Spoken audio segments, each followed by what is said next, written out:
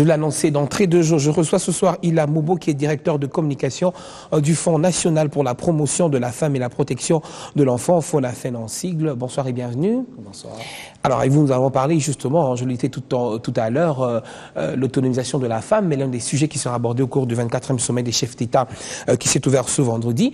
Première question, est-ce que l'on peut dire que l'autonomisation de la femme est totale en République démocratique du Congo? Est-ce qu'elle se prend en charge? Total, non, parce que à ce jour, il est question d'abord de permettre à cette femme de pouvoir acquérir une certaine compétence, une certaine connaissance, et ce qui n'est pas le cas. La majorité des femmes en République démocratique du Congo n'ont pas accès à l'éducation, et donc il faut commencer par apporter une formation adaptée à ces femmes pour leur permettre d'avoir accès à l'autonomisation, parce que l'autonomisation, ce n'est pas seulement une activité entreprise, mais c'est aussi des capacités à pouvoir gérer leurs activités. Donc tout de suite on comprend que l'autonomisation de la femme est étroitement liée, on va dire, une contrainte. L'éducation est une contrainte pour l'autonomisation de la femme?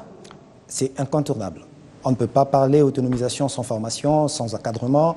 Et évidemment, comme vous avez vu dans le reportage tout à l'heure, il faudrait que ces femmes arrivent à maîtriser des techniques modernes pour pouvoir évoluer dans leurs activités.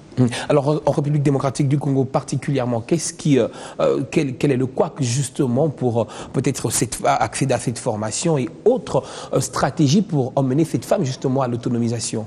Aujourd'hui, c'est un problème de manque de moyens.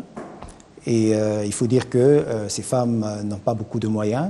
Et aujourd'hui, nous parlons de l'autonomisation parce qu'il s'agit de résoudre le problème de pauvreté en milieu rural, notamment pour ces femmes qui n'ont pas eu accès à l'éducation par manque de moyens, mais aussi des infrastructures leur permettant de pouvoir développer leurs AGR, leurs activités, que ce soit agricoles ou activités de commerce. Donc, il faut un peu plus de moyens, que ce soit de la part des opérateurs économiques, des partenaires privés, publics, etc., pour pouvoir permettre à ces femmes d'accéder à la connaissance nécessaire. Alors justement, je le disais, vous êtes du Fonds national pour la promotion de la femme et la protection de l'enfant, vous échangez régulièrement avec ces femmes. Est-ce que quand même, des différentes couches sociales, est-ce que vous avez comme l'impression quand même que cette femme manifeste justement cette volonté de sa propre prise en charge? Tout à fait, parce que pour le cas du Fonds national pour la promotion de la femme, FONAFEN, nous avons une base de données de plus de 20 000 femmes sensibilisées. Pour tout l'ensemble de la République? Non, rien que pour la ville de Kinshasa. Nous avons plus de 10 000 femmes formées et plus de 8 000 femmes autonomisées, c'est-à-dire des femmes qui ont bénéficié d'un appui du FONAFEN en matière de formation sur la création de micro-entreprises et la maîtrise de certaines techniques de transformation.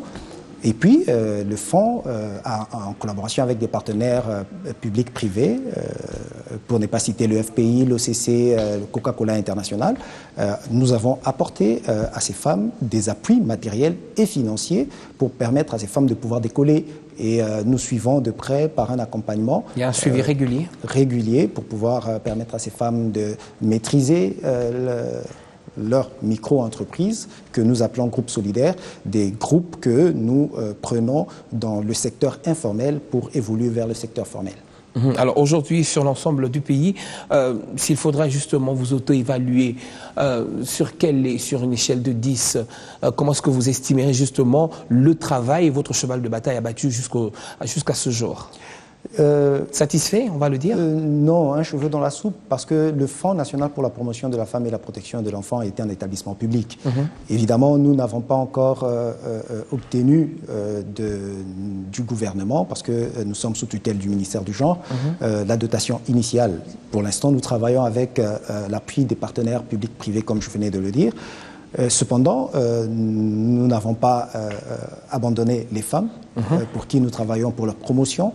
Et donc, nous estimons que le travail est énorme. Nous ne pouvons pas travailler seuls. Nous travaillons d'ailleurs avec des ONG locales comme internationales pour arriver à aider ces femmes. Généralement, la plupart des femmes que vous avez au sein de votre structure sont orientées vers quelle filière? plusieurs filières. Parce que bon, il y a des femmes qui sont dans l'agriculture, des femmes qui sont dans l'artisanat, qui sont dans le commerce, qui sont dans la transformation. Et toutes ces femmes doivent bénéficier d'un appui adapté à leur secteur de développement. Et nous ne pouvons pas limiter la créativité de ces femmes parce que nous venons de voir un reportage sur l'esprit d'entrepreneuriat. Donc nous devons laisser exploser la créativité de ces femmes dans les différentes filières qui sont les leurs. Est-ce que vous croyez qu'aujourd'hui l'autonomisation de la femme, son autonomisation intégrale totale, serait un danger pour les foyers? Bien sûr que non. On est habitué à Kinshasa à dire qu'aujourd'hui... Comme penseraient certains. C'est la femme qui nourrit les maisons aujourd'hui. C'est une évidence. Aujourd'hui, il faut dire que les hommes, avec tout ce que nous connaissons dans notre pays, ont multiples difficultés. Et même ceux qui travaillent n'arrivent pas à subvenir pleinement aux besoins de leur famille. Mais au niveau du FONAFEN, ce n'est pas une question de survie seulement. Un entrepreneuriat qui permet à la femme de survivre. Non, c'est un entrepreneuriat de développement. Et ce développement ne voit ni homme ni femme. Et je pense que la femme qui représente aujourd'hui plus de 52% de la population active congolaise doit participer activement à toutes les activités de développement. Alors une dernière question, on le disait tout à l'heure que cette question de l'autonomisation de la femme sera également abordée à Addis Abeba. Personnellement et également pour le FONAFEN, puisque vous les représentez ce soir, quelles sont les attentes justement à l'issue de cette rencontre concernant l'autonomisation de la femme? Déjà que ces travaux permettront au ministère du Genre et à tout le gouvernement de pouvoir avoir un cadre de travail pour ce qui est de FONAFEN, qui est la branche donc de l'autonomisation et de la promotion de la femme au sein du ministère du Genre. Ce sera un cahier de charges qui permettra au FONAFEN de pouvoir travailler avec les femmes, avec les orientations nouvelles sur les résolutions qui seront tirées de ces assises.